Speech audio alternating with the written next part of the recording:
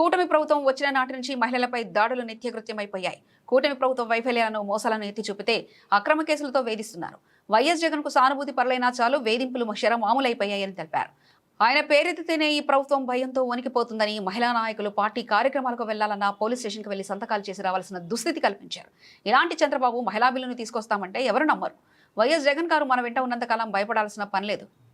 రెండేళ్లుగా మహిళలను మోసం చేస్తున్న చంద్రబాబుకు పతనం మొదలైందని, 44 మందికి ఎమ్మెల్యేలుగా వైఎస్ జగన్ గారు అవకాశం కల్పించి మహిళా పక్షపాతిగా నిలిచారు. జగన్ గారు మా లీడర్ అని చెప్పుకోవాలంటే గర్వంగా ఉందని పేర్కొన్నారు. రెండేళ్లైంది ఈ కూటమి ప్రభుత్వం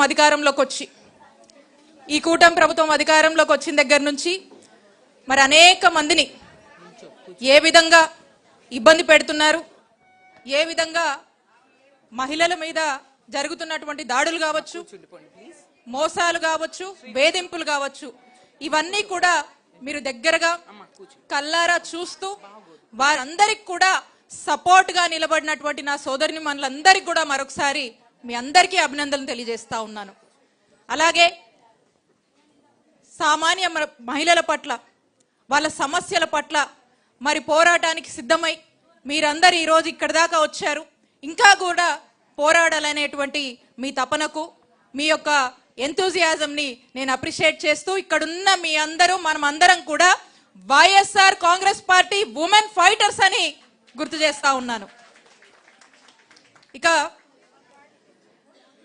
మీ అందరికి కూడా ఈ ఇబ్బందులు ఉంటాయి. కొంతమంది ఇబ్బందులు పడుతూ ఉండొచ్చు, కొంతమంది ఆ ఇబ్బందుల వల్ల చాలా కష్టాలు అనుభవించి ఉండొచ్చు. అయినా మీ అందరు ఇక్కడ దాకా వచ్చారు. ఒక విషయం మీకు చెప్తాను. ఈ రోజున వైఎస్ఆర్ కాంగ్రెస్ పార్టీ సంబంధించి కాస్త యాక్టివ్గా ఉన్న, వైఎస్ఆర్ కాంగ్రెస్ పార్టీని సంబంధించి ఏ యాక్టివిటీస్ చేసినా, చంద్రబాబు నాయుడు గారిని ప్రశ్నిస్తున్నా, చంద్రబాబు నాయుడు గారి అవినీతిని ప్రశ్నిస్తున్నా, చంద్రబాబు నాయుడు గారి మోసాల్ని ప్రశ్నిస్తున్నా అనేక ఇబ్బందులకు గురి చేస్తూ ఉన్నారు. అయితే ఎన్ని ఇబ్బందులున్నా, ఎన్ని కష్టాలున్నా, ఎన్ని బాధలున్నా అయినా కూడా నిలదొక్కుని ఈరోజు మీరు నిలబడ్డారు. ఇంకా మనము ఇలాగా ఇబ్బందులున్న వాళ్లకు ఎంతో మందికి కూడా మీ అందరూ అండగా ఉన్నారు. ఈ రోజున నా విషయానికే వస్తే మీరు చూస్తా ఉన్నారు, జగన్మోహన్ రెడ్డి గారిని